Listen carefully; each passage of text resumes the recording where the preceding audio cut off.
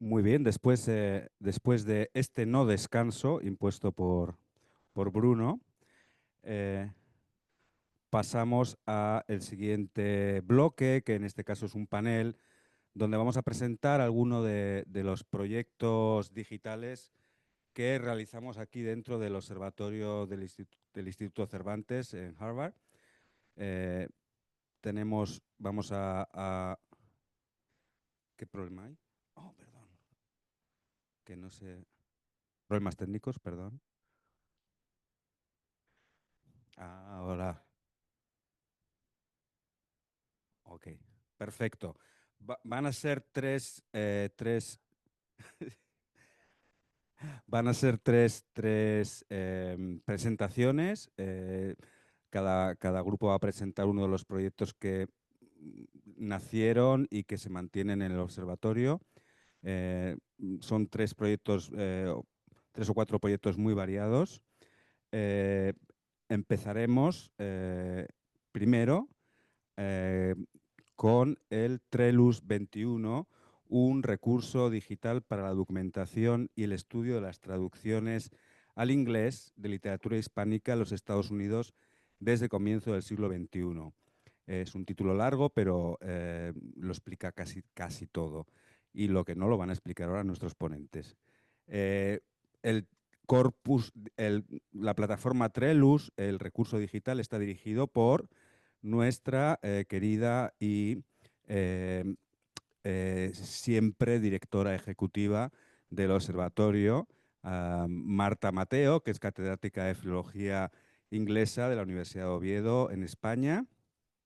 Ella ha centrado su investigación en la traducción del humor, del teatro y de textos musicales, así como en la teoría de la traducción y en la didáctica de la lengua y la fonética inglesa para estudiantes eh, internacionales. Fundó y coordinó el grupo de investigación y traducción y análisis del discurso de la Universidad de Oviedo y además ha sido miembro del Executive Board de la European Society of Translation.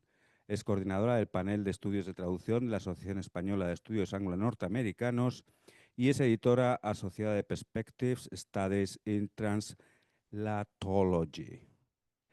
Tiene mucha experiencia como traductora del inglés al español, tanto de obras académicas como de ficción, y ha sido investigadora visitante en numerosas universidades extranjeras como la de Pensilvania en Estados Unidos, Montreal en Canadá, Salvador de Bahía en Brasil, Lovaina en Bélgica y Norwich Warwick en Edimburgo, Oxford University College, London, Kent y Exeter en Reino Unido. Entre 2019 y 2024, como digo, ocupó el puesto de directora ejecutiva de este observatorio del Instituto Cervantes en Harvard, donde puso en marcha el proyecto que nos van a describir hoy Marta, Joseph y Luis Jiménez Ramírez. Sin más, Marta, te cedo la palabra. Muchas gracias, Javier. ¿Me oís bien? Sí. Sí. Bueno, como podéis imaginar, me hace muchísima ilusión, es muy emocionante para mí estar aquí hoy, a pesar de la distancia y aunque sea a través de una pantalla, para presentar un proyecto en el que pusimos muchísima ilusión, mucho esfuerzo y espero que compartan conmigo que también muchas buenas ideas. Yo voy a hacer la presentación de la génesis de este proyecto Trelus 21, voy a compartir la pantalla primero, perdón.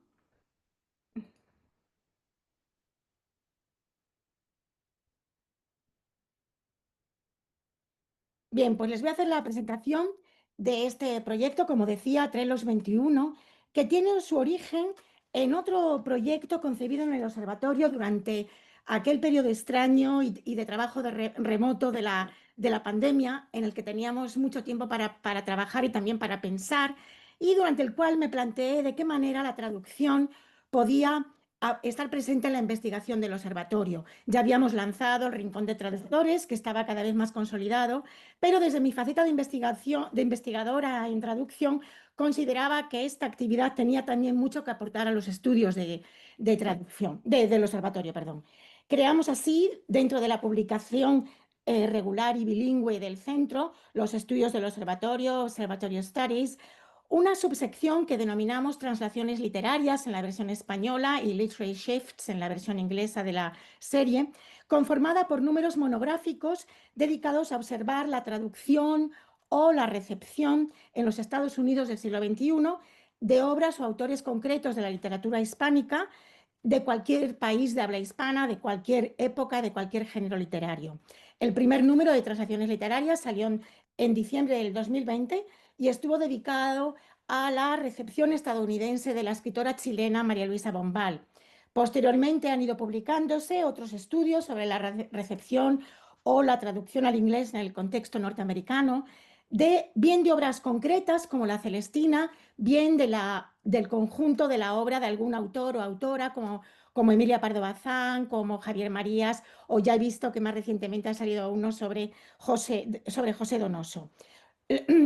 A medida que se consolidaban estos estudios monográficos, iba surgiendo la idea de un proyecto más amplio, cuyo objetivo principal sería observar y ofrecer una fotografía panorámica y documentada de cuál es el índice de la traducción en Estados Unidos de la literatura de los países de habla hispana, con datos concretos y relevantes que pudieran dar respuesta a preguntas como estas que les pongo aquí. Pues qué obras se han traducido más en Estados Unidos, qué país hispanohablante se traduce más actualmente en Estados Unidos y cuáles menos, y si ha habido una evolución en este sentido.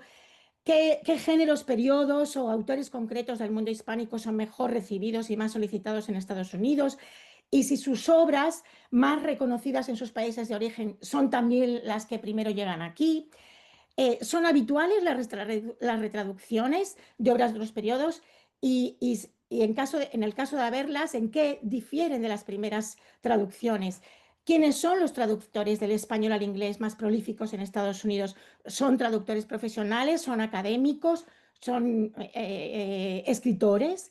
¿Y qué editoriales dan a conocer en Estados Unidos la literatura hispánica? ¿Son siempre las mismas? ¿Hay alguna independiente? ¿Y quién suele iniciar el proceso de traducción? Los traductores, los mismos autores originales, en el caso de estar vivos, las editoriales y en el caso de las editoriales, quiénes son los responsables de la decisión sobre qué libros traducir y con qué criterios y quién evalúa las traducciones, qué margen de maniobra tiene el traductor en sus decisiones textuales, etcétera.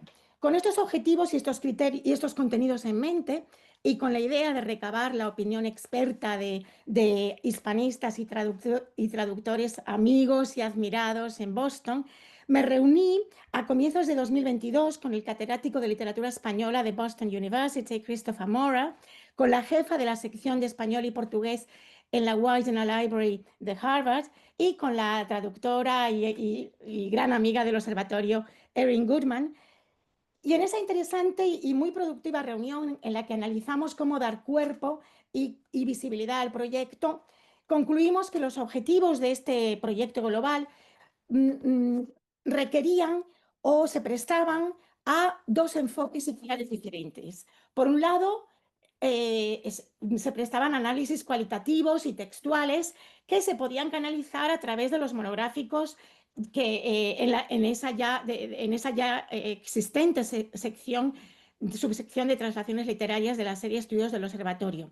Así que para darle mayor visibilidad a esta subsección con el objeto de obtener propuestas de monográficos de todo el panorama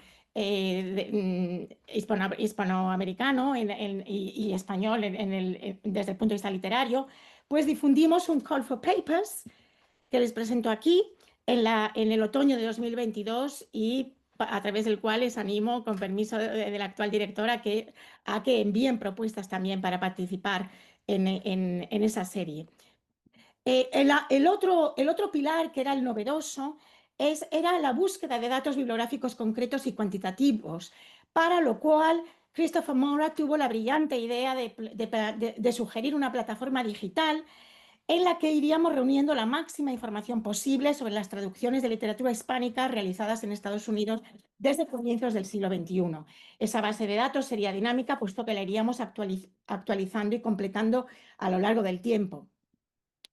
Ese fue el germen de este proyecto digital en el que nos pusimos a trabajar inmediatamente en el observatorio en la primavera del 22, con la imprescindible e impecable labor del actual director del observatorio, Javier Puello, quien se encargó de toda la parte técnica y del diseño de la plataforma, también con el inestimable asesoramiento de Lynn Shire, quien nos orientó con suma eficiencia sobre las fuentes para la búsqueda de los datos bibliográficos y con la entusiasta y eficaz colaboración de los ayudantes de investigación del observatorio, cuyos nombres tienen ahí, que colaboraron de manera brillante en las distintas fases de creación de Trellis 21. Tras barajar distintos nombres para la plataforma, se optó por estos dos que tienen aquí, una versión en español, traducción al inglés de literatura hispánica en los Estados Unidos del siglo XXI, y la versión inglesa, que fue la que luego dio lugar al acrónimo que decidimos para esta base de datos, Trellis 21. Al objeto de decidir el diseño de estructura general y el contenido, revisamos otras bases de datos existentes en el campo de la traducción que nos pudieran aportar ideas útiles, y así les pongo ahí una serie de bases de datos que nos vinieron muy bien, además de otras que no he incluido. Con la información recabada de esta revisión y con nuestras propias ideas, fuimos esbozando los ítems de información bibliográfica de cada entrada y poco a poco también el diseño y la estructura general de la página. Les presento aquí un esbozo de lo que fue el diseño ya, bueno, previo al desarrollo ya de la página para algunas de las entradas, por ejemplo, para obra original, para títulos, para autores o para traductores en cuyas entradas decidimos incluir una ficha personal, como pueden ver ahí, con sus datos de contacto, las lenguas que traducen, los géneros literarios a que se dedican, al objeto de darles visibilidad y también que esta información pudiera resultar útil para autores que buscaran un traductor en Estados Unidos o para las editoriales. No solo se trataba de decidir los distintos ítems de información para cada obra, sino también las posibilidades de búsqueda para los usuarios y el tipo de información que se podía sintetizar y obtener a través de un conjunto de entradas. Y de esto les hablarán en un minuto Luis Jiménez y Joseph Reagan. Y tras estudiar dónde ubicar la plataforma en la página del observatorio, decidimos finalmente crear una nueva sección dentro de ella, en la página de inicio, donde, como pueden ver ahí en la zona de interés, creamos una sección proyectos actuales del observatorio en la que recogíamos los tres proyectos, dos ya existentes, Corpeo y Lipsus, que les presentarán después en el panel, y este que era el nuevo, Trellis 21, y así tienen fácil acceso desde la página de inicio. Por fin la plataforma ya estuvo lista para ponerse disponible al público en junio de 2024, aunque no estaba completa del todo, pero ya completada del todo, pero sí estaba ya lista, y así decidimos anunciar su lanzamiento a través de los medios de difusión del observatorio. Me gustaría concluir, si hay tiempo, refiriéndome brevemente al servicio que puede prestar esta plataforma a sus distintos tipos de usuarios. Para las editoriales y los traductores les ofrece una información muy valiosa sobre lo que ya está traducido o lo que no está traducido, de cara a embarcarse en la posible traducción al inglés de una obra de la literatura hispánica. Los autores originales podrán encontrar en ella los nombres de traductores que ya han vertido al inglés obras originales en español de obras relevantes o de género literario que cultiva el autor que busca esta información. También encontrarán los autores información sobre las editoriales que suelen publicar traducciones en el contexto norteamericano. Y los investigadores en traducción literaria, en estudios de recepción o en literatura hispánica encontrarán datos fiables y estadísticas para responder a las cuestiones planteadas arriba en el apartado 1 de esta intervención. Asimismo, se podrá encontrar información relevante para posibles estudios de investigación sobre diversos aspectos que creo muy interesantes para esos campos de conocimiento que pongo ahí. Por ejemplo, les doy dos ejemplos. Pues, por ejemplo, la recepción. ¿Cuál es la recepción de la literatura hispánica por los lectores estadounidenses hoy día?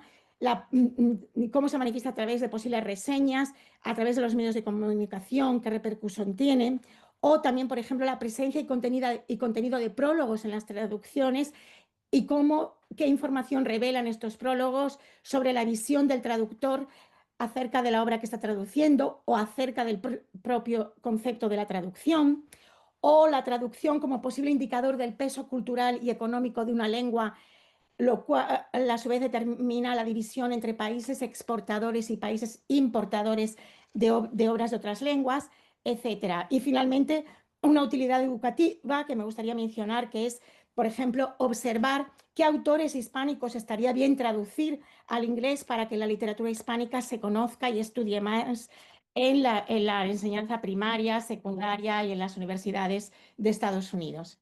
Y con esta introducción le doy paso ahora, al acabar esta introducción, le doy paso ahora a Luis Jiménez, que les va a enseñar cómo funciona la plataforma ya visualmente. Muchas gracias.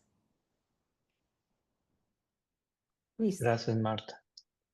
Hola a todos, yo soy Luis y a través de mi colaboración con el observatorio, en gran parte he trabajado en importar datos a la base de datos. Entonces voy a compartir mi pantalla para mostrarles aquí el Trello.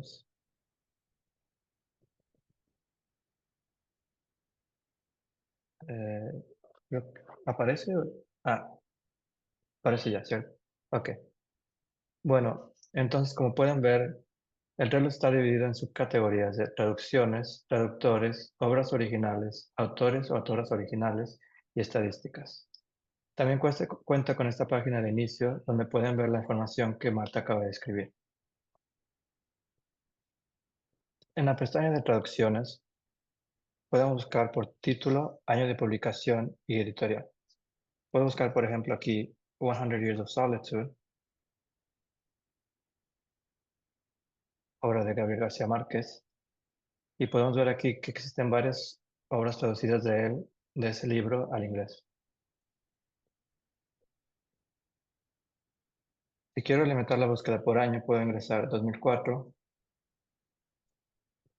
y aparece solo la obra creada en ese año. Y si quiero buscar por editorial, puedo ingresar, por ejemplo, Harper Perennial,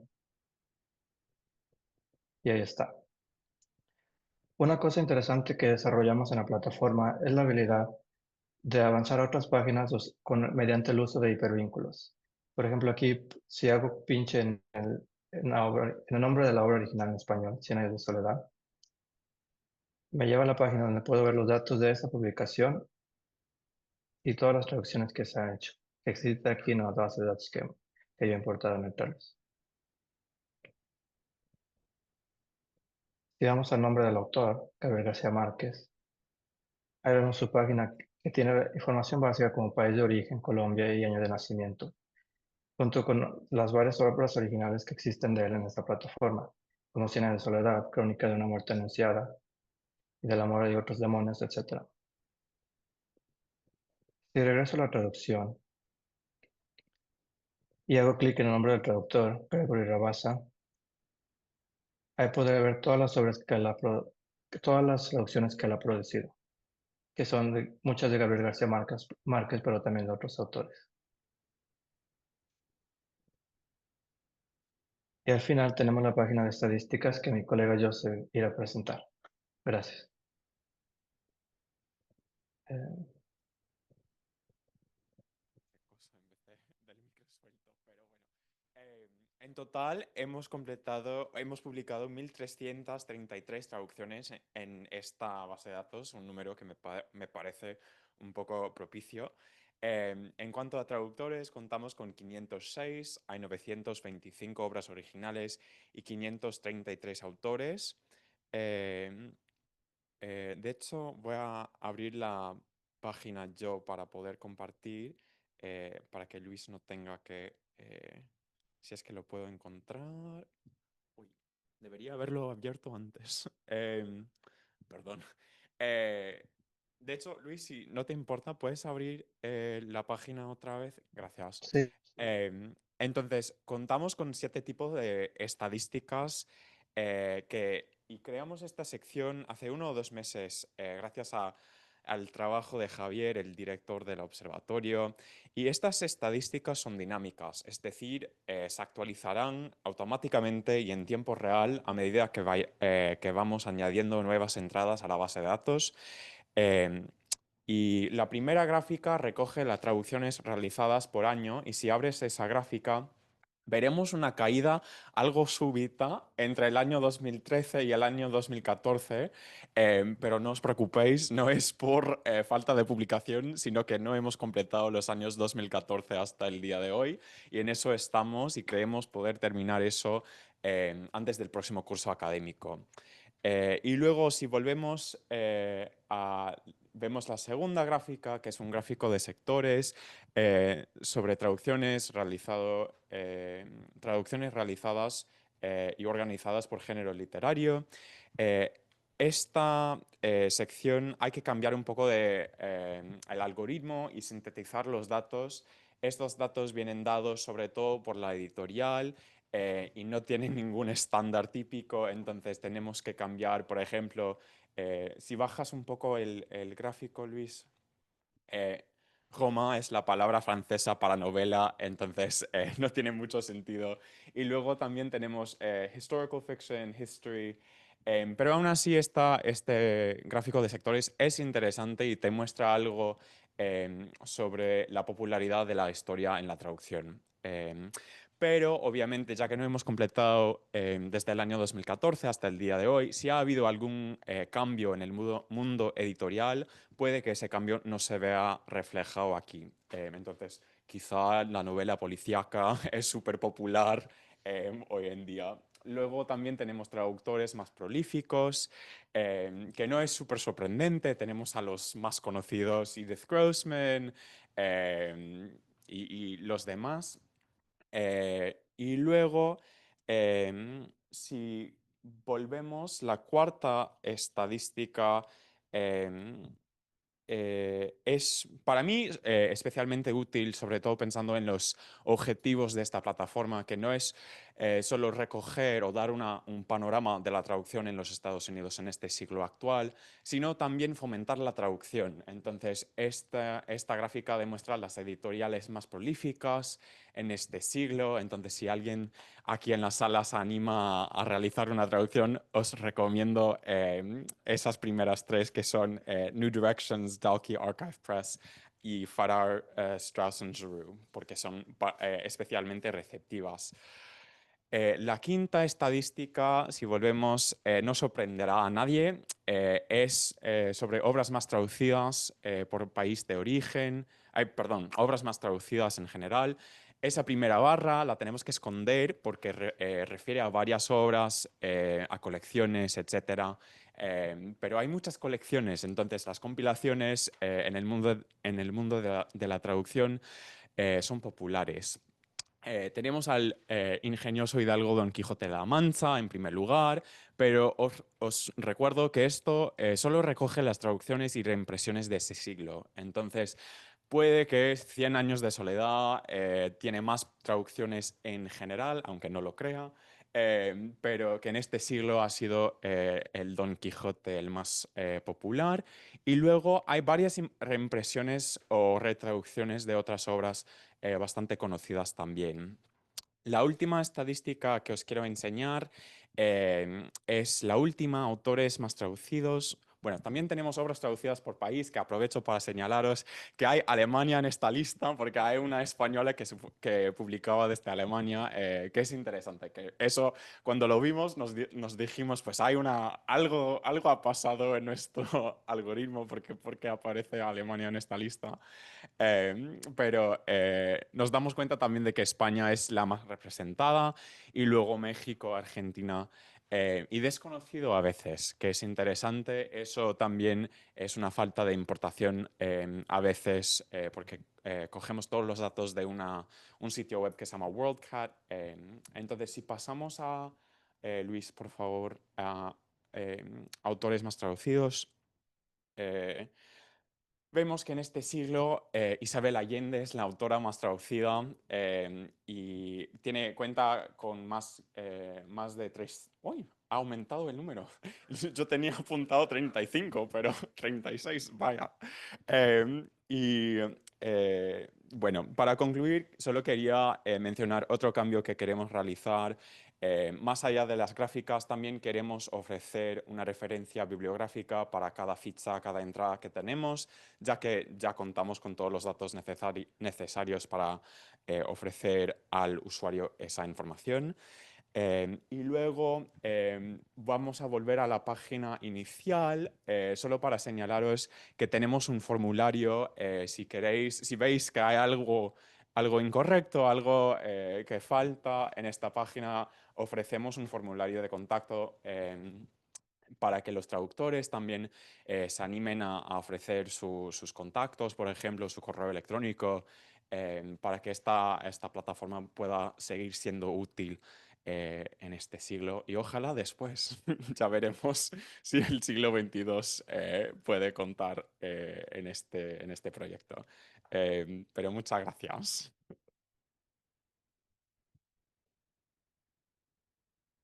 Muchas gracias, Marta, muchas gracias, Joseph, muchas gracias, Luis. Seguimos. Bueno, si consigo sacar las gafas de este lío. Sí, seguimos con el programa y vamos a seguir presentando otro de los proyectos que desarrollamos o que se empezó a desarrollar en el observatorio durante el año pasado, pienso, hace 2 años, eh, y que sigue contando con el apoyo del observatorio y sigue contando con, digamos, la colaboración investigadora del observatorio. Se trata del repositorio del español como lengua de herencia en los Estados Unidos, con un acrónimo también peculiar, RELHUS, materiales didácticos, digitales, OER y datos para la investigación.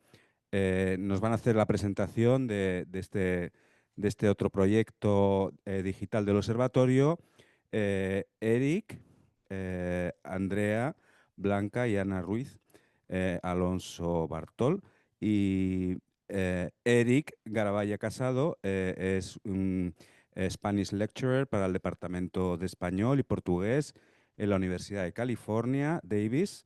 Anteriormente trabajó como Associate Instructor en la Universidad de Utah y como Research Assistant en el Observatorio del Instituto Cervantes de la Universidad de Harvard, donde él comenzó a trabajar en este repositorio digital, ¿no? Obtuvo su doctorado en investigaciones humanísticas por la Universidad de Oviedo y sus intereses de investigación son los marcos pedagógicos aplicables a la enseñanza del español como segunda lengua y lengua de herencia, así como el estudio y la experimentación con nuevos métodos y herramientas educativas como las TIC, las OER y la inteligencia artificial.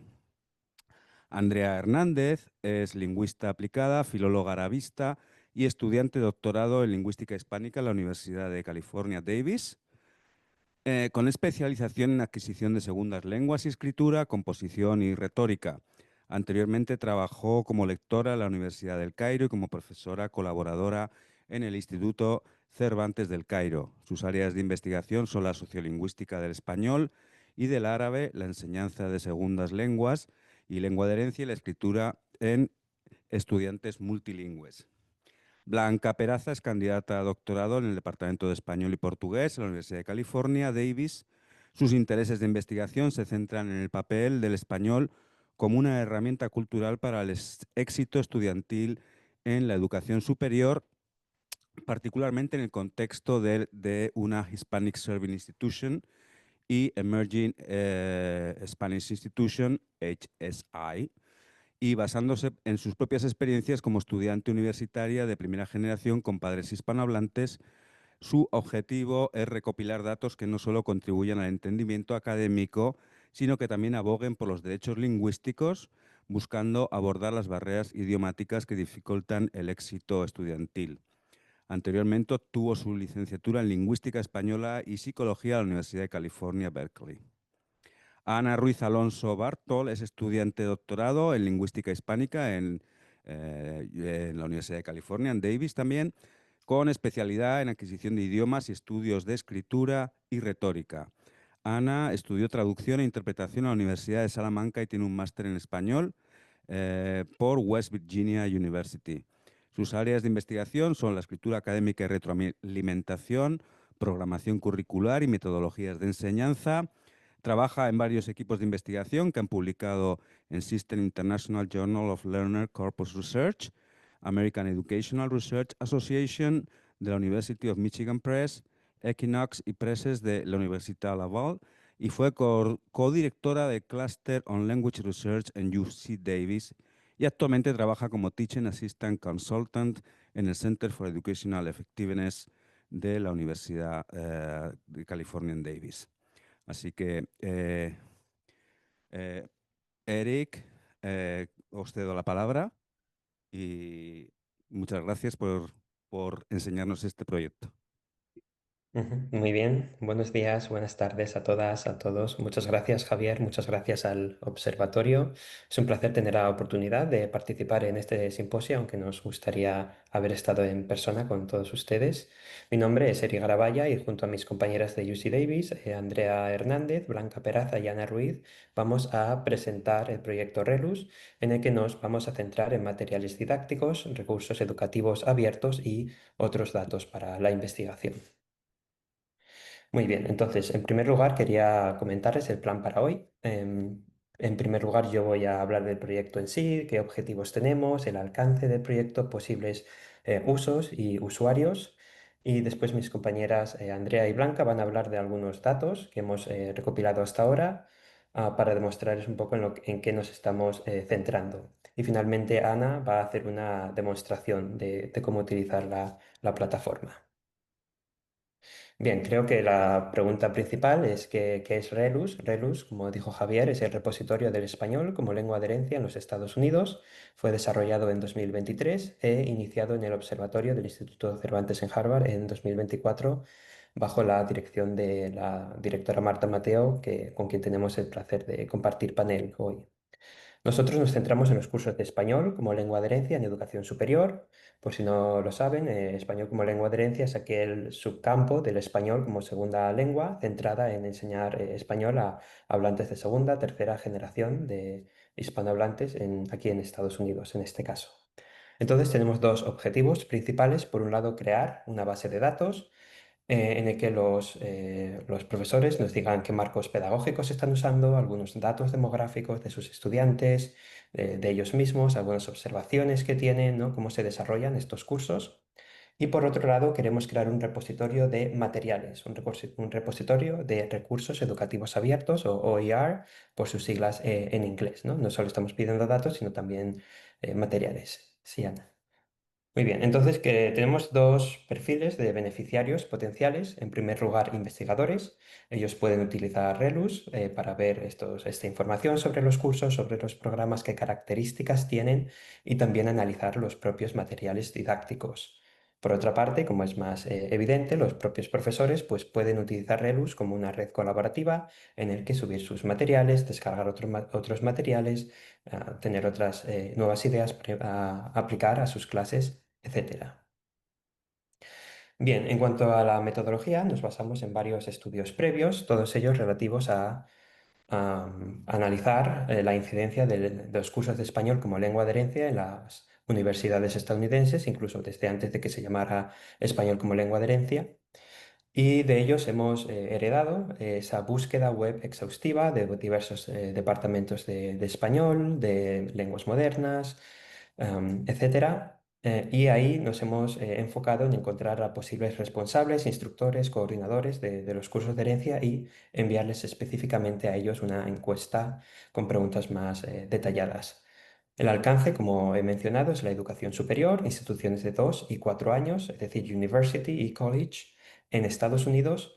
Y en cuanto a la demografía, pues queremos un crecimiento, buscamos un crecimiento escalonado, un crecimiento progresivo, no queremos expandirlo a todo el país de una, sino centrarnos en regiones específicas. Bien, así es como se ve la página web. Queremos que sea muy didáctica, muy visual, en el que se explican todo esto que he contado hasta ahora, una descripción, los objetivos, el alcance y el buscador de los datos. Ese es el que pueden ver en pantalla. Bueno, Ana va a hacer una demostración al final, pero así brevemente en este buscador pueden filtrar la información por ciudad, por estado, por marco pedagógico, métodos de admisión, etcétera. Bien, y ahora les dejo con mi compañera Andrea, que va a empezar a hablar de algunos de los datos que hemos encontrado hasta ahora. Muchas gracias, Eric. Mi nombre es Andrea Hernández y voy a hablar de la búsqueda de página web que hicimos y el contexto. Ujú. Entonces, bueno, esta es la situación en Nueva Inglaterra donde se comenzó este proyecto. Esta es la fuente que usamos para recabar toda esta información y aquí vemos el número de instituciones, los programas de español como lengua extranjera y los programas de español como lengua de herencia. Si bien vemos que el porcentaje de instituciones que ofrecen programas de lengua de herencia es bajo, también vemos que el porcentaje de población hispana en estos estados también es bastante bajo. Sin embargo, si vemos la situación en California, donde la población hispana es de un 40%, vemos que el porcentaje de instituciones que ofrecen programas de lengua de herencia es bastante más alto. Entonces, sí vemos que hay una correlación positiva directa entre el porcentaje de población hispana y el porcentaje de instituciones que ofrecen este tipo de cursos de lengua de herencia. Ujú. Algunas categorías que incluimos en el Excel son si primero la universidad ofrece programa de español, si ofrece cursos de español como lengua de herencia y, bueno, obviamente el contacto, la persona a cargo de los cursos para poder enviarle la encuesta que realizamos. Bueno, algunas conclusiones interesantes que observamos del Excel es, bueno, los nombres de los departamentos que ofrecen los cursos de herencia, la terminología usada para estas clases, estos cursos. Bueno, aquí vemos que hay bastante variedad, ¿no? Entonces, simplemente comentar que es interesante explorar cómo eso afecta a los estudiantes, si se ven representados en esta terminología, en estos términos o no, y cómo afecta eso a la hora de inscribirse en estos cursos de herencia. Y por último, bueno, también recabamos información sobre si ofrecen solo un curso o dos o una serie completa de herencia. Ujú. Y bueno, ahora vamos a pasar al cuestionario que realizamos en Qualtrics, que mi compañera Blanca Peraza va a comentar. Muchas gracias, Andrea. Sí, ahora voy a explicar un poco las preguntas que tenemos en el cuestionario de Qualtrics que le enviamos a los puntos de contacto que ponemos en el Excel. En este cuestionario, en la primera parte, pedimos información de datos o información del participante, como su rol y cargo en el departamento. Después vamos a preguntar preguntas sobre la información del programa, como los títulos del curso o del programa, el año de comienzo del programa, las razones para la creación, los tipos de curso, mixtos o solo para hablantes de herencia, cambios del propósito o de la población estudiantil con el tiempo, información general del curso, serie y el programa, y cómo se clasifica el estudiantado. Finalmente, preguntamos sobre los métodos de enseñanza, qué métodos de enseñanza usan y los materiales. En la segunda parte, pedimos colaboración. Primero pedimos consentimiento del participante para compartir los datos que comparten y les pedimos que compartan un breve esquema del contenido de la clase, la metodología, el programa y también pedimos si quieren compartir una lección o unidad didáctica. Por ejemplo, aquí pueden ver que está un syllabus de Boston University que fue compartido. Ahora Ana nos va a dar una demostración de la plataforma. Sí, muchas gracias, Blanca. Sí, mientras mis compañeros pueden poner el enlace en el chat por si quieren seguir, también pueden usar el código QR en la pantalla para seguir según vamos haciendo la demostración. Pero sí, como mencionó Eric, la plataforma de búsqueda se puede acceder por palabras clave tanto en inglés como en español y se puede buscar por bastantes categorías, metodologías, año, estado, etcétera. Entonces, por ejemplo, para mostrarles un poquito, esto es lo que discúlpenme, aquí no sé si lo están viendo. ¿Lo ven? La plataforma. Estamos viendo el PowerPoint. Sí, disculpen, se me quitó. Aquí está.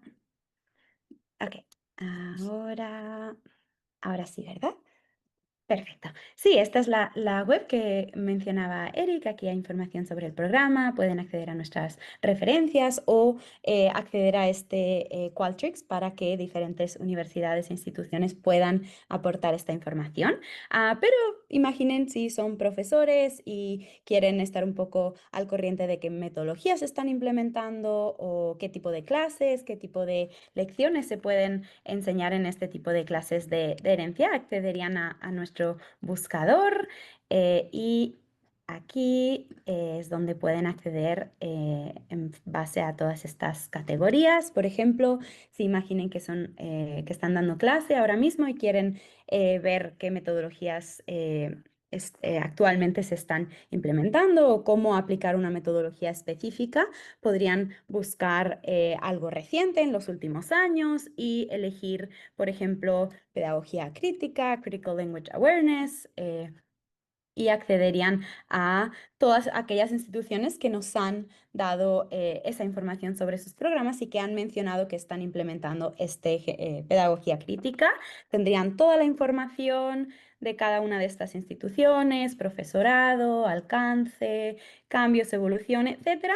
Y si nos han dado su consentimiento, podrían acceder a los sílabos, los programas de clase y ver qué implica en el día a día de las clases el hecho de estar implementando estas metodologías. A ver si se abre, como nos mostró Blanca en esa imagen, y podrían incluso acceder exactamente a las lecturas que se están leyendo, etc.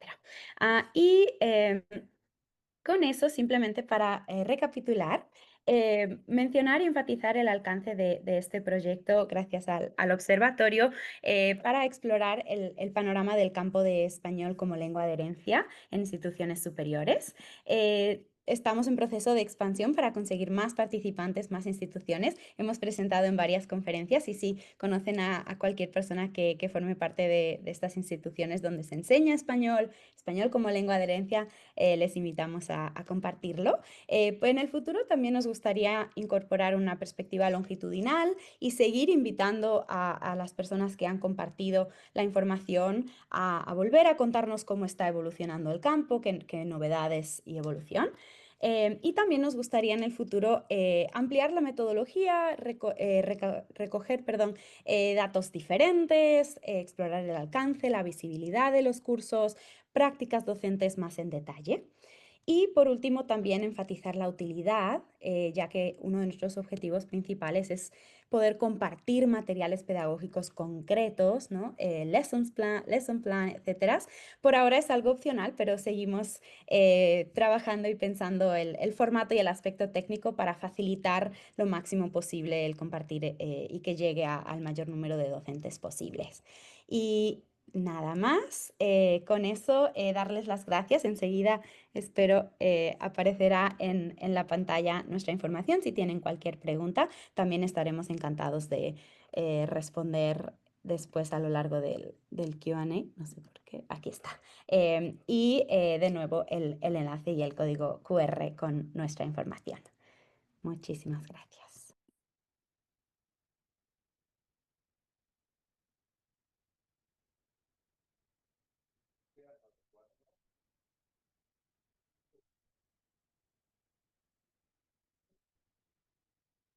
Muchas gracias a los cuatro y seguro que luego hay muchas preguntas.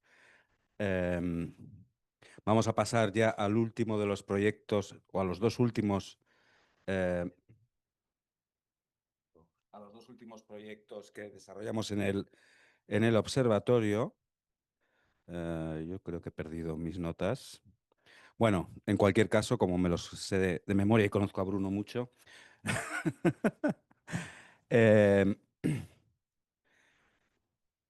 vale, pues vamos a pasar a los dos últimos proyectos. Son el Corpeu y Lipsus, un corpus lingüístico y una base de datos bibliográfica sobre sobre el español en los Estados Unidos.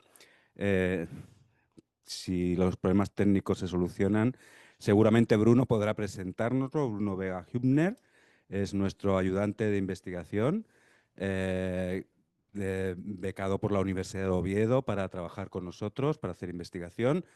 Se ha hecho últimamente muy famoso porque ha publicado un estudio con nosotros sobre la orientación del voto hispano en las elecciones presidenciales de 2024, que desgraciadamente sigue muy de moda mediática. Y Bruno participa no solo en los estudios demolingüísticos del observatorio, que es lo que hacemos mayormente, sino también en las plataformas digitales, en los proyectos digitales del observatorio, como el Corpeu y Lipsus, de los que nos va a hablar ahora mismo. Te doy paso, Bruno. Muy bien, excelente. Pues muchísimas gracias por la introducción, Javier. ¿No se está compartiendo la pantalla? A ver. ¿Me puedes asistir un segundo? Share. Y quiero share el desktop completo. Vale. Muy bien. Share. Muy bien. Excelente. Muchas gracias. Muy buenas tardes a los ponentes, a nuestro público presencial y también muy buenas tardes a o noches quizá a nuestro público que nos sigue, nos acompaña online.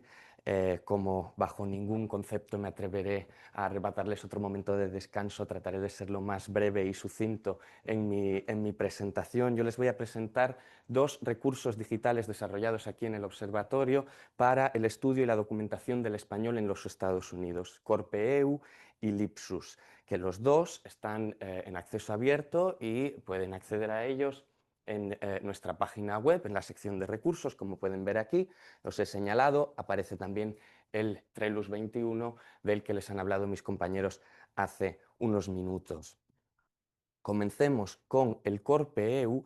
El Corpeu es el acrónimo de Corpus del Español en los Estados Unidos. Esto es un corpus exhaustivamente curado que está en desarrollo desde 2017 y que abarca más de 92 millones de palabras ubicadas en más de 59.000 textos, realmente casi 59.800 textos. La mayoría de estas fuentes textuales son textos escritos, un 98%, un escaso 2% son fuentes orales transcritas, generalmente entrevistas, y bueno, los esfuerzos se concentrarán en ampliar estas fuentes orales para engrosar, pues sí, muestras de habla oral en el corpus que son probablemente especialmente interesantes para estudiar pues, la evolución del español en los Estados Unidos.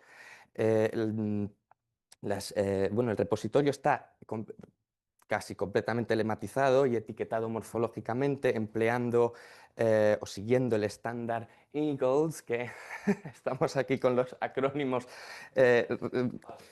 corresponde a Experts Advisory Group of Language Engineering Standards. A quienes están familiarizados con el tema pues les sonará, a Luis y a mí menos. Bien, el objetivo es, documentar la riqueza y la diversidad del español en los Estados Unidos tal y como se habla y permitir examinar y estudiar la variación diatópica, diastrática y, si se sigue alimentando con corpus reciente, permitirá también, es el objetivo, examinar la variación diatópica en algún momento. Y me falta decir, y debo decirlo, que este proyecto lo inició, o está bajo la dirección del célebre primer director ejecutivo de esta casa, Francisco Moreno Fernández, y también en él ha colaborado y ha sido invaluable la colaboración de nuestro querido director ejecutivo actual. Y sin más dilación, paso a mostrarles la interfaz de consulta, porque si algo tiene, aparte de el vasto fondo de fuentes y la rigurosa catalogación, el punto fuerte de este corpus es su interfaz de consulta, que Realmente es intuitiva tanto para usuarios principiantes como avanzados. Entonces, aquí me explicaron ESC y vale, muy bien. Sí. Desafortunadamente no ha funcionado para los de Zoom. Vaya, pues mis Pero no disculpas pasa a los nada. de Zoom. Bueno, aprovecho también para mencionar que esto se ha desarrollado en el observatorio, pero con la colaboración de la Academia Norteamericana de la Lengua Española y también con el Heidelberg Heidelberg Center for Ibero-American Studies de la Universidad Alemana de Heidelberg. Y ya con ¿ya se ve la interfaz? Sí, pero hay cosas que no me gusta de la página. Pues intentaré ocultarlas, please, yes. Y mis disculpas. Bien, pues los invito a explorar esta interfaz de una forma breve con algunos ejemplos de consulta que me parece que es la forma quizá más amena y más didáctica de mostrarles cómo funciona, pues que puede ser interesante para sus investigaciones. Esta interfaz de consulta, aparte de tener aquí una forma de acceder fácilmente a un manual de consulta exhaustivo y claro, desarrollado o redactado también por Javier y por Francisco Gago, esta interfaz tiene un campo de consulta básica, un campo de consulta avanzada, una serie de filtros y se despliega también un campo de resultados una vez que realizamos una búsqueda. Pero me ha faltado mencionar la catalogación según las diferentes tipologías textuales, que es interesante para mostrar, o vuelvo a ello después. Vuelvo a ello después. Bien, sí, realmente la orden de los factores aquí no altera el producto, pero sí que vamos a empezar entonces con un término simpático, que es el término de carpeta. Carpeta ha experimentado en algunas comunidades hispanohablantes una ampliación de significado y ha pasado a tener también la acepción que tiene su cognado inglés, que es la de alfombra en algunos casos. Pues realicemos entonces una consulta básica para ver si esto realmente lo refleja el corpus. Tecleamos la palabra y hacemos la consulta básica. Esta consulta básica, en la que únicamente introducimos la palabra, nos arrojará resultados que reflejan únicamente la forma del término de búsqueda tal y como lo hemos introducido, del exponente lingüístico carpeta. No incluye derivados o las formas plurales en este caso. Entonces, ven aquí los resultados y ya el sexto nos muestra que se emplea el término con la acepción de alfombra, el hombre que estaba en la carpeta. Entonces, nos permite hacer clic sobre la fuente textual, indica la referencia completa de la fuente textual y nos muestra el exponente lingüístico en contexto. Realicemos ahora una consulta avanzada con exactamente el mismo término, carpeta, pero vamos a buscarlo como lema. Al buscarlo como lema sí que nos debería mostrar entonces pues, formas como carpetas. Veamos si es así.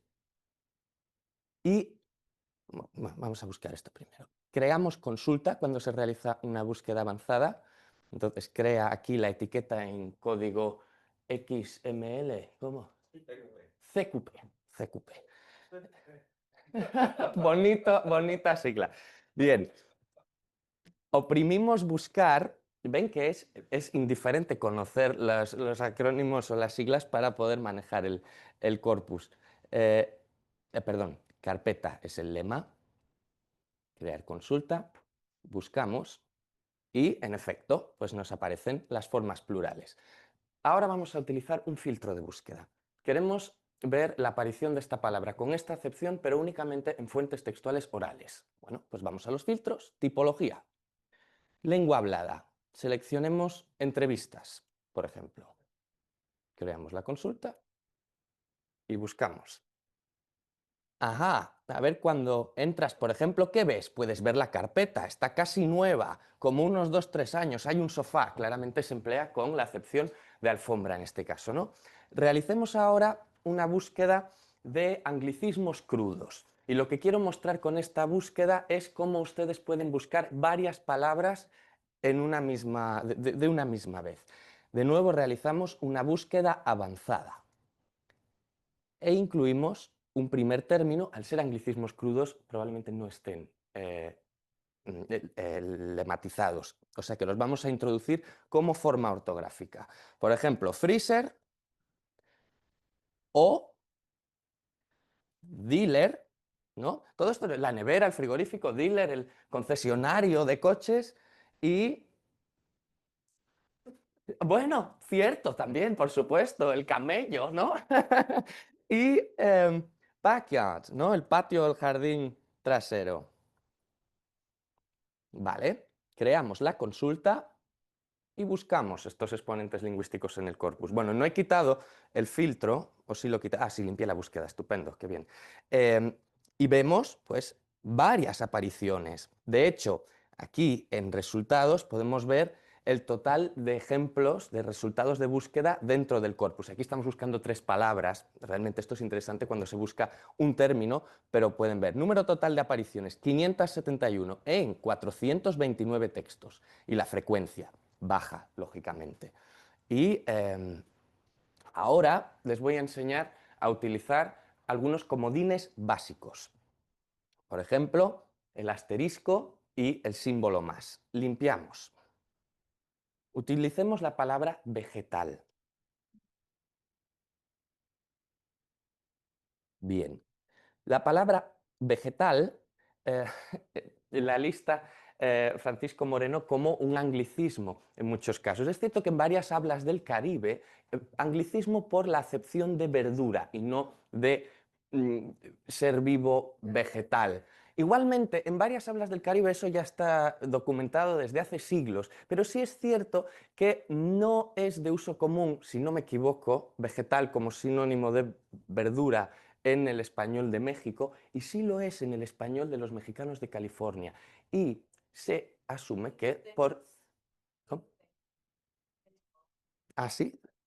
¿Ustedes emplean vegetal como sinónimo de verdura? A ver, sí, en algunos casos. Puede ser por contacto lingüístico, bien sea con otras comunidades que hablen, bueno, caribeñas, por ejemplo, o se presume por el inglés. Bien, pero queremos que nos aparezcan los derivados que tengan, por ejemplo, expresiones como vegetalización, vegetalizar. Veamos si eso existe. Bien, pues introducimos el término de base y puntos por tantos caracteres como queremos que tenga de más la expresión.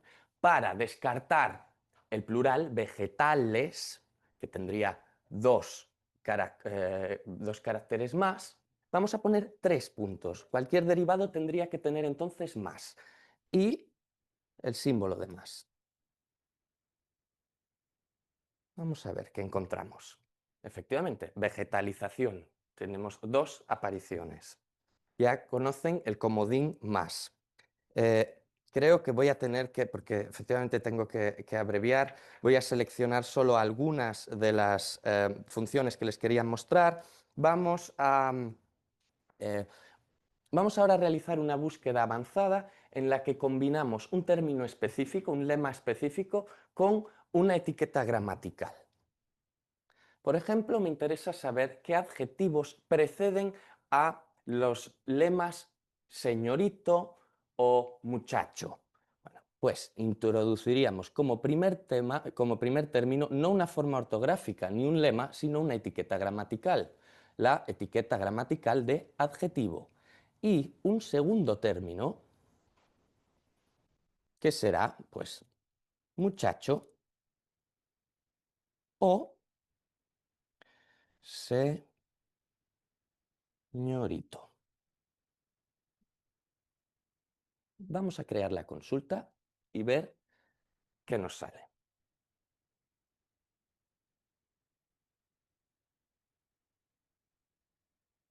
Tarda unos segundos.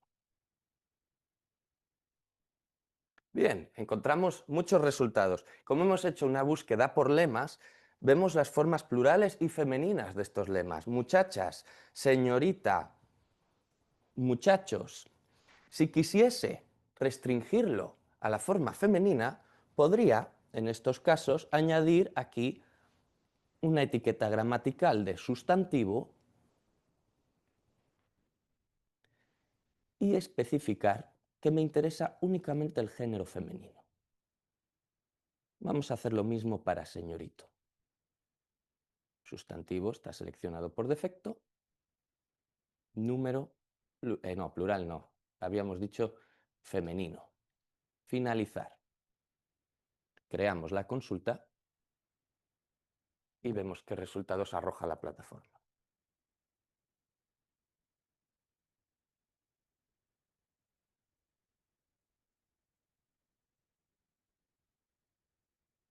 Únicamente formas femeninas. 6 muchachas, flaca señorita, mismas muchachas.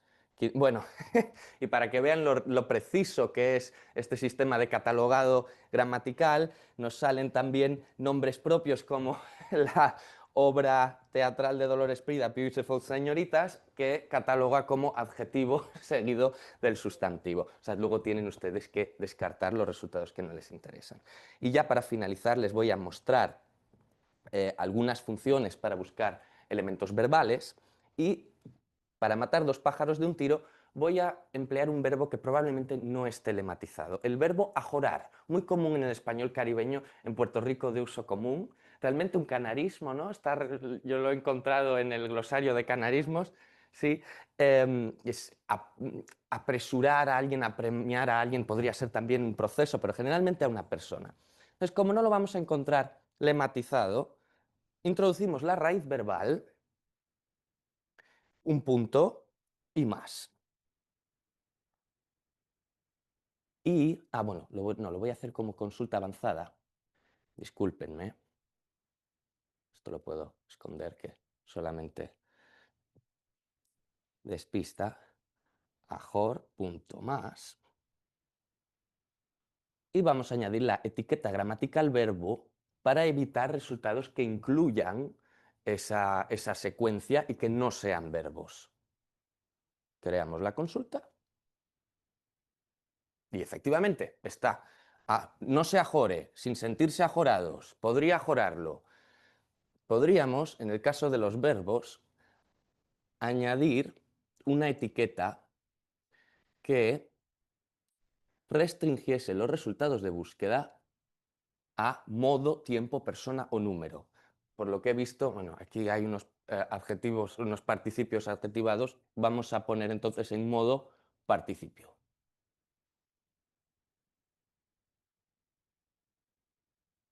No creé la consulta.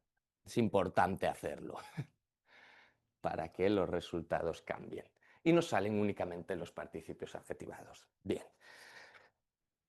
Puesto que no me quiero extender más, simplemente les voy a señalar aquí que en la consulta básica ustedes pueden, esto es interesante para quienes hacen análisis discursivo, buscar. ¿Por qué me sale esto? No me interesa.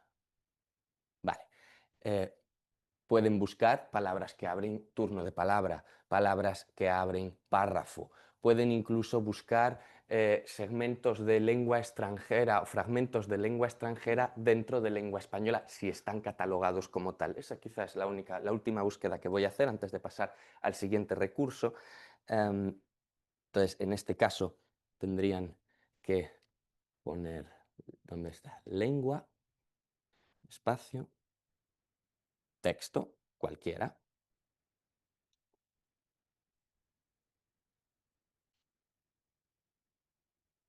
Y de nuevo, lengua.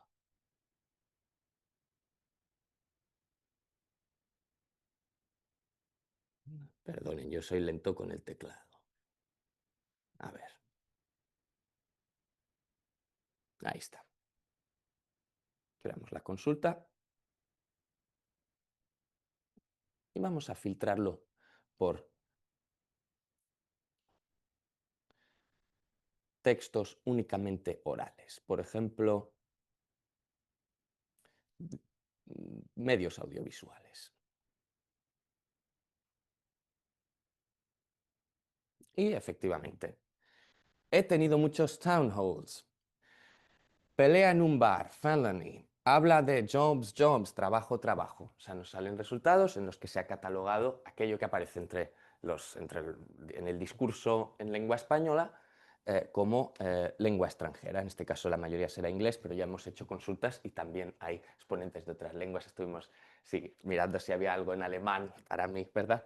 Bien, con esto vuelvo a la presentación y les presento muy brevemente la forma de la que están catalogadas las diferentes fuentes textuales. Esto es algo que me habría gustado explicarles anteriormente. Como ven en el gráfico, se dividen una primera categorización, una categorización principal en lengua escrita, lengua tecleada. Lengua tecleada en este caso hace referencia a fuentes textuales elaboradas ad hoc para ser consumidas exclusivamente en Internet, en línea, páginas web, blogs, webs oficiales.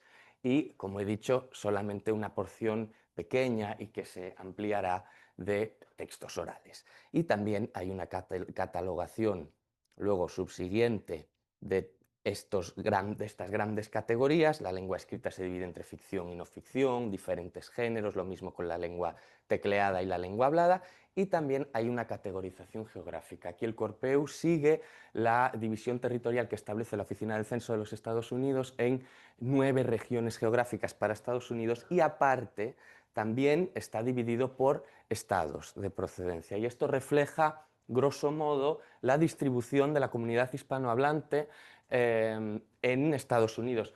Ven que el 33, no sé si sí, exacto. Más del 33% de las muestras textuales son de California. Texas y Florida pues están ambas en torno al 10%.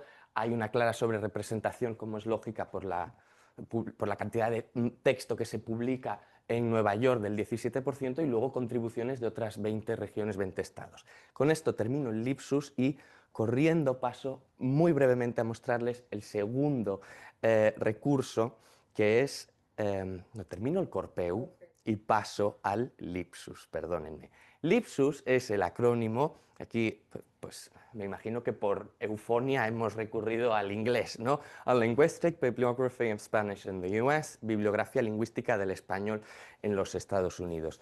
Y este Lipsus lo que es un repositorio de fuentes bibliográficas, fuentes bibliográficas académicas para el estudio del español en los Estados Unidos.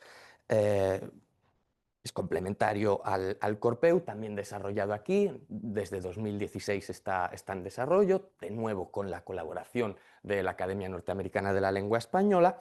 Y bueno, ahora mismo, con ya casi 10 años de recorrido, contiene aproximadamente 5.500 entradas bibliográficas, que abarcan la más antigua desde 1825, se lo voy a mostrar, aquí la he incluido. No estoy compartiendo, es que la tecnología a mí soy ideal para exponer humanidades digitales, ¿verdad? Joseph, ¿me puedes echar un cable, por favor? Gracias.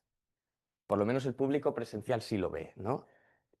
Bueno, pues no sé cómo hacer.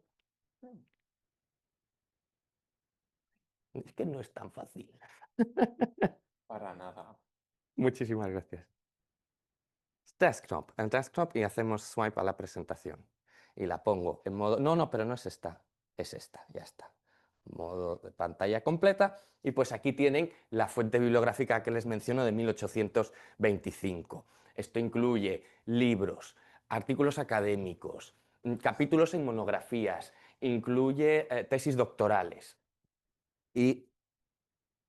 ¿Is it not working?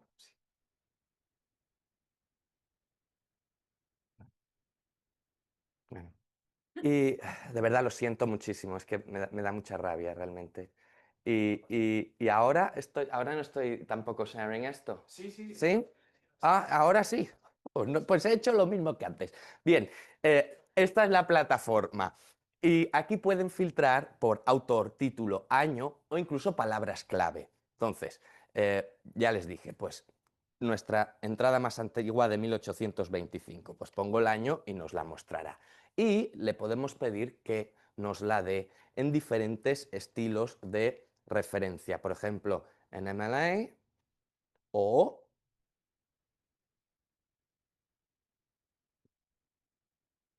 en APA. También podríamos filtrar por palabra clave. Pues estoy interesado en, fuentes sobre transferencia, fenómenos de transferencia lingüística. Pues tecleo transferencia, buscar, y me sale una serie de recursos sobre transferencia lingüística.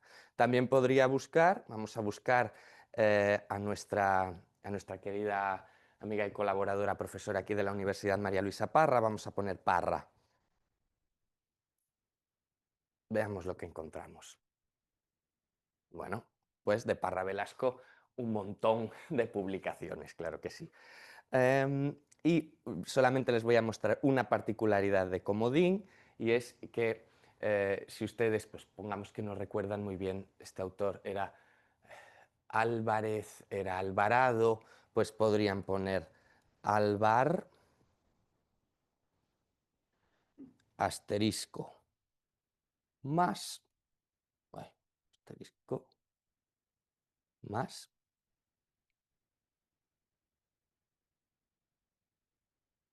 y nos muestra pues Alvarado, Álvarez.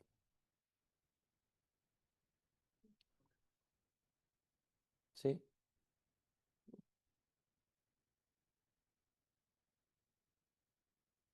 Alvar, pues si pongo el más, quiere decir que tiene que haber necesariamente algo además de Alvar, con lo cual si pongo Alvar solo el asterisco me salen resultados de un autor que tiene como apellido Alvar. En el momento en el que pongo el más, necesariamente tiene que haber más caracteres. Bien, y con esto concluyo la presentación, muchas gracias, y bueno, habrá un descanso o Q&A. Ay, no, por favor. Gracias.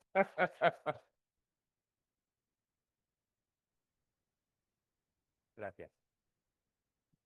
Muy bien, muchas gracias. No sé cómo vamos de hora. Pues bastante justos, pero bueno, Justos. si alguien tiene alguna pregunta sobre todo para mis colegas, porque yo todo lo demás lo puedo Paramos de compartir. encantado responder en el coloquio. Ah, sí, ¿cómo? Bueno, pero creo que tenemos tiempo para unas preguntas para todos los... A ver. Se me olvidó mencionaros que las estadísticas son interactivas, es decir, si pinchas en el año 2013 en esa gráfica de traducciones por año, te lleva a una página dedicada a las traducciones de ese año, que es interesante. Bien, ¿alguien tiene alguna pregunta? ¿Sí? Muy bien. Para Bruno. Muchísimas gracias, Bruno. A usted. Y una pregunta, ¿cómo puedo consultar listado todos los recursos o las fuentes que están en Corpeo? Eso creo que la interfaz de usuario no lo permite, pero el que le puede responder esa pregunta es Javier, quien lo ha desarrollado. Yo únicamente lo presento, pero creo que no se puede desde la interfaz, ¿no? No, desde la interfaz no se puede, a no ser que te bajes todo el corpus, porque, bueno, una cosa que nos ha mostrado Bruno es que te puedes descargar todos los resultados de cualquier búsqueda y te sale en un formato tabular tipo Excel, los ejemplos, la lematización, todo lo que muestra la interfaz de búsqueda y la fuente, por supuesto, pero no tenemos un listado que deberíamos tenerlo, cierto, pero porque son 60.000 fuentes, entonces es un poquito complicado de ponerlo en la web, pero deberíamos tener quizás, pues sí, una base de datos exclusivamente de las fuentes y que se puedan consultar ahí, ¿no? Filtrarlas o descargarlas. Pero sí, muchas gracias, muy buena idea. Y eso, cuando haces una búsqueda, si haces una búsqueda y te bajas 50.000 ejemplos, te van a salir, cuando te bajas los resultados, te van a salir las fuentes con toda la descripción de cada una de ellas, ¿no? Sí. Que creo que sería bastante interesante para mis estudiantes, entonces sería para ellos a ver en Queens, porque colonia a colonia hay una Sí. gran diferencia. Entonces, Sí. gracias. Voy a traer usted. a ellos. Gracias. No, por supuesto, y trabajaremos en ello. Y si me permiten una breve apreciación, esto mismo se podría aplicar también al Lipsus. De hecho, yo quería incluir el dato de cuál es la fuente más antigua que está recogida dentro de todas esas fuentes que alimentan la base de datos. Y para consultarlo hemos tenido que buscarlo en un fichero al que tampoco se accede desde la interfaz, para saber cuántas son y de qué años, cuál es la más antigua. Todo eso igual se podría buscar la forma de hacerlo accesible al público que consulta la página web y no solamente a quienes la mantienen. Muchas gracias por la presentación, maravillosas herramientas para la investigación. Muchas gracias. Es una minucia, pero cuando tecleaste dealer, todo lo que apareció estaba en inglés, no había ninguna palabra en español en ese pedacito. Entonces, mi pregunta es, ¿el origen son textos bilingües o que van alternando o de dónde vienen esas fuentes? Sí, es una buena apreciación, es algo en lo que yo tampoco había reparado. Claro, ese corpus integra, como les mostré, cuando buscamos exponentes de lengua extranjera dentro de textos en español, pues es posible que la palabra aparezca dentro de todo un párrafo, todo un pasaje en inglés. Habría que ir mirando los resultados de búsqueda uno por uno para ver si efectivamente se emplea dentro de un discurso íntegramente en español ese término, ese anglicismo, que me puedo imaginar que aparezca, quizá no en los primeros resultados de búsqueda por mera casualidad, pero sí, claro. Sí, también hay que decir que muchos de los resultados corresponden a prensa digital de periódicos como La Opinión y periódicos que están en formato digital y que hemos podido bajarnos. Y claro, muchas veces tienen partes en inglés, partes en español, depende de donde sea, ¿no? Pero la página se ha integrado completamente en el corpus, ¿no? Porque el contexto también es importante, ¿no? Pero sí, hombre, mayormente hacíamos comprobaciones si había un cierto porcentaje de español dentro de un texto en inglés también lo incorporábamos, ¿no? Pero bueno, se hizo de forma automatizada, a lo mejor puede haber errores, evidentemente, y tenemos que seguir curándolo, ¿no? Y viéndolo. Sí. Bueno, las 4 herramientas me parecen fantásticas. Es una agilización de investigación en mi caso. Tengo una pregunta de curiosidad. ¿Llevan un control de quiénes buscan, cuántos accesos tienen? O sea, ¿qué tan, no quiero usar la palabra útil porque es utilísimo, sino quiénes, o sea, entran, lo buscan, lo usan o nada más? Porque sería interesante ver cuál es la repercusión que hay dentro de Estados Unidos para las propias herramientas de traducción de lengua de herencia, que ahora es así, está de supermoda y está pasando a lengua de herencia en otras, un concepto que se creó para español de segunda, tercera generación en Estados Unidos, ya está pasando a lengua de herencia incluso en lenguas minoritarias en varias zonas de Hispanoamérica. ¿Llevan ese control o se podría llevar? Se podría, por supuesto, llevar el control, pero es algo que por dos motivos fundamentales a Un mí... montón de trabajo para poco, para sobre todo mucho porque es esfuerzo para poca... mucho trabajo que es mejor emplearlo seguramente En otras, ya, para, ya. para crear los recursos lingüísticos que queremos. Y segundo, también por motivos de que a mí no me suele gustar que sepan en qué páginas he estado, desde dónde me conecta. Fiscalizar. Fiscalizar, porque todo es anónimo hasta que no es anónimo, todos son IPs que se pueden relacionar con gente, qué búsquedas ha hecho esta persona. A mí ese tipo de invasión de la privacidad No estoy pensando no en me gusta. perfiles, Sí. Javier, estoy pensando en, usan, ¿desde dónde entran? ¿Desde universidades, desde sitios privados, en general entran más hispanos, sean maestros, sean de cualquier institución, o entran el mundo anglohablante, ya está A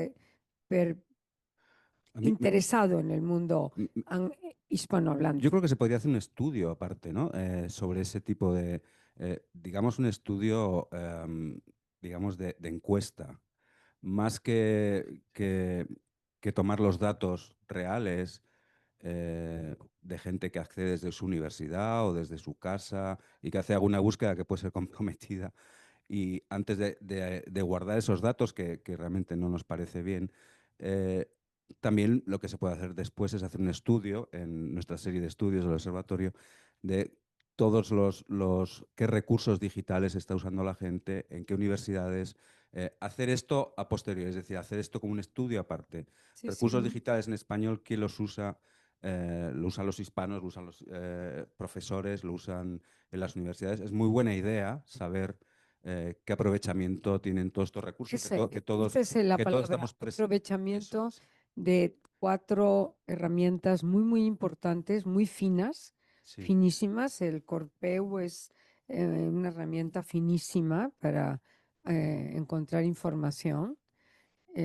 Es el aprovechamiento, hay mucho esfuerzo metido aquí para generar estas herramientas, ver el impacto, el Ver el aprovechamiento. Sí, sí, y me parece una idea fantástica que a lo mejor tenemos que poner en marcha, no solo de nuestros proyectos del observatorio, sino los proyectos de todos ustedes, ¿no? Hacer una encuesta que es parte de nuestro trabajo en el observatorio, ¿no? Tomar el pulso a los recursos culturales, lingüísticos en español, quién los usa ¿Y qué cosas se cómo buscan? ¿Qué potenciarlos. más qué ¿Qué- es lo que más se busca? Exacto. Ese tipo porque orienta para cómo mejorar las Sí. herramientas. Esas informaciones Seguro que nos llevamos muchas sorpresas. no son para fiscalizar, sino para mejorar la herramienta poco a poco. Muy bien. Por favor. ¿Nos pasa? Seguro que sí. Tienes el micrófono. Es una pregunta, perdón. Una pregunta muy breve. Primero, felicitarlos por la exposición y también por estos recursos, pero ahora mencionabas que hay estos comodines. ¿Hay una guía para el usuario de consulta? Lo de los Supuesto. puntos o si son 3 puntitos, ¿qué quiere decir cada uno? ¿Sí ¿Tienen manual? Y el manual. Así mismo es, así mismo es. Lo mostramos. En el Corpeo lo pusimos justo al lado del botón buscar. Nadie puede quejarse de que está oculto el manual. Gracias. Bueno, no lo voy ni a intentar, ¿no? Porque me gustaría mostrárselo, pero bueno. Ah, ya está Joseph. Mira, le das, baja un poquito, baja un poco, ahí en el ordenador. Vale, entras en consultar el Corpeu y en la propia interfaz de búsqueda, en azul, es el tercer botón, como apunta Francisco, el manual. There y you de ahí go. se descarga. Sí. Muchas gracias. Muy claro y muy exhaustivo. Sí se lee. Sí se lee, sí. Sí se lee. Lo digo porque no estoy No, vamos a ver, este manual lo conozco como si fuera mío. Es que es suyo. Sí, ¿No? vamos a ver, entonces, Sí. la cuestión es el leérselo. Y son manuales largos y densos. Sí, sí. Pero no hay que asustarse por ello porque están hechos de manera, desde una consulta muy básica hasta consultas absolutamente complejas. Entonces está ahí la información. La interfaz además tiene la ventaja de ser muy sencilla también, pero hay que leérselo. Hay que leérselo, sí.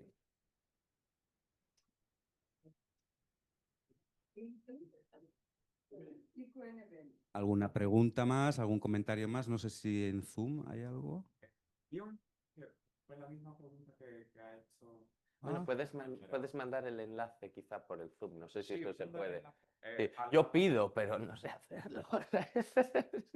Si puedes tú mandarlo, el enlace al manual, sí, estaría Muy bien. perfecto. Bueno, pues entonces, ya que Bruno nos ha castigado antes sin café, creo que podemos pasar y tomar pequeño descanso y seguir con las preguntas y respuestas con una buena Coca-Cola o un buen café. Y no miro a nadie. Y deberíamos decir por el Zoom. Y yo también, pero de grano.